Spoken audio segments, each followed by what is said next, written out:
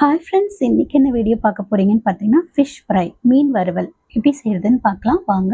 First ஒரு கடாயில் ஒரு ஸ்பூன் மஞ்சத்தூள், ஒரு ஸ்பூன் ஆயில், நான் குட்டி ஸ்பூன்லேருந்து ஒரு ஸ்பூன் மஞ்சத்தூள் ஆட் பண்ணியிருக்கேன், ஒரு ஸ்பூன் ஆயில் ஆட் பண்ணி நல்லா மிக்ஸ் பண்ணி விட்டுடலாம்.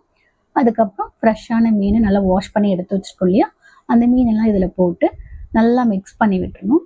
நல்லா மிக்ஸ் பண்ணி விட்டதுக்கப்புறமா அதை அப்படியே ஒரு ஓரமாக 5 மினிட்ஸ்க்கு எடுத்து வச்சுடுங்க. இப்போ மசாலா ரெடி பண்ணலாம்.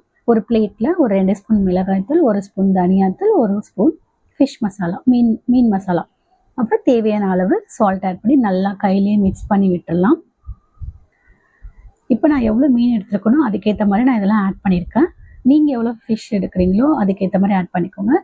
இந்த மசாலாவில் நம்ம மஞ்சத்தூள் ஆட் பண்ண வேணாம். ஆல்ரெடி நம்ம மஞ்சத்தூள் ஆயில் போட்டு பிரட்டி வச்சுருக்கோம் இல்லையா, அதனால் இதில் மஞ்சத்தூள் ஆட் பண்ண வேணாம். இதுக்கப்புறம் மசாலாவில் ஃபிஷ் எல்லாம் ஒன்று ஒன்றா எடுத்து டிப் பண்ணி நல்லா மிக்ஸ் பண்ணி ஒரு டிஃபன் பாக்ஸில் எடுத்து வச்சிடலாம். எடுத்து நல்லா க்ளோஸ் பண்ணுற மாதிரி ஒரு பாத்திரத்தில் நல்லா டைட்டாக மூடி இப்போ நம்ம ஃப்ரிட்ஜில் எடுத்து வச்சிடலாம். ஃபிஷ் ஃப்ரை பண்ணுறதுக்கு முன்னாடி நல்லா மசாலா போட்டு ஃப்ரிட்ஜில் வச்சிடணும். ஃப்ரீசருக்கு கீழே வச்சுடுங்க. அப்புறம் நம்ம ஒரு 1/2 hour இல்லை 40 minutes கழிச்சு ஃபிஷ் ஃப்ரை பண்ணும்போது எடுத்துட்டு இப்போ ஃப்ரெஷ் ஃபிஷ்ஷை ஃப்ரை பண்ணிடலாம். ஸ்டவ் ஆன் பண்ணி கடாயை வச்சுடுங்க. கடாய் நல்லா ஹீட் ஆனதுக்கப்புறமா ஃபிஷ் முழுகிற அளவுக்கு ஆயில் ஆட் பண்ணி, ஆயில் நல்லா ஹீட் ஆனதுக்கப்புறமா ஸ்டவ் மீடியம் ஃப்ளேம்லேயோ லோ ஃப்ளேம்லேயோ வச்சு ஃபிஷ்ஷை அதில் போட்டு நல்லா ஃப்ரை பண்ணி எடுத்துக்கலாம். அவ்வளோதான், ஃபிஷ் ஃப்ரை ரெடி. நம்ம வேணுங்கிறப்ப எடுத்து 2 ஃபிஷ்ஷாக கூட ஃப்ரை பண்ணி எடுத்துக்கலாம். அவ்வளோதான். வீடியோ பிடிச்சதை லைக் பண்ணுங்கள், மறக்காமல் சப்ஸ்கிரைப் பண்ணிக்கோங்க.